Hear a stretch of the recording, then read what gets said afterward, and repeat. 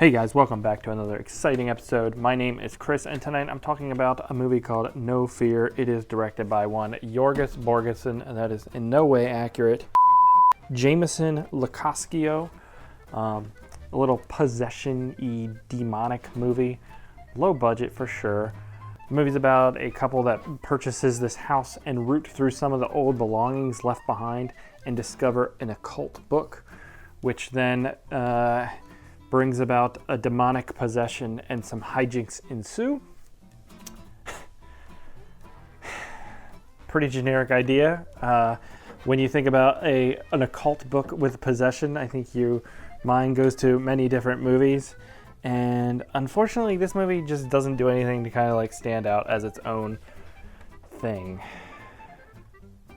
There is a little bit of a gimmick here with a hear no evil, see no evil, speak no evil kind of aspect where certain people are able to see the demon, hear the demon, or read this occult book. Otherwise, it shows up blank. So that is kind of a different thing I haven't seen done in an occult movie before.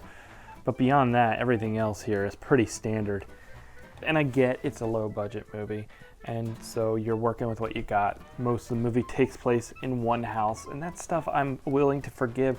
I do think there's a lot of competency behind the production, meaning it's shot fine, everything is understandable, the audio is fine, albeit it's a little loud or something. There's a lot of gain, so you're hitting a lot of like mouth noise a lot of times, which was bugging me. But the lighting is fine, and everything is passable.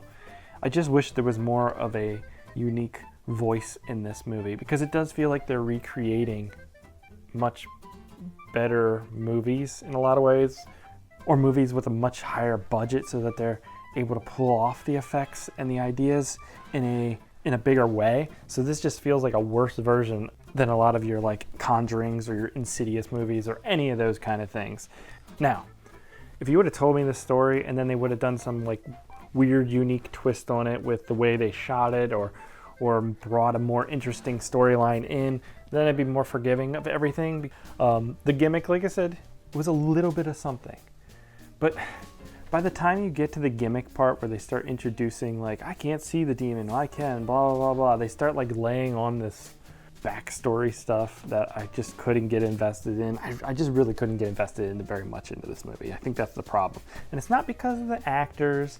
It's just all of it together just feels like redundant and derivative of so many other things. It's just never really that compelling because you know where the movie's going. You've seen all these tropes before, and you've seen everything they've done in this movie, but done much better in other movies.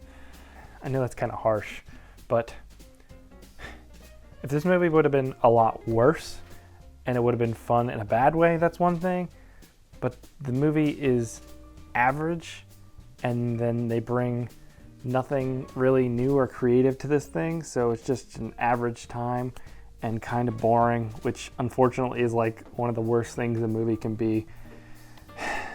But yeah, No Fear. It's probably something you should pass on unless you're like obsessed with demonic possession movies and you need to see all of them.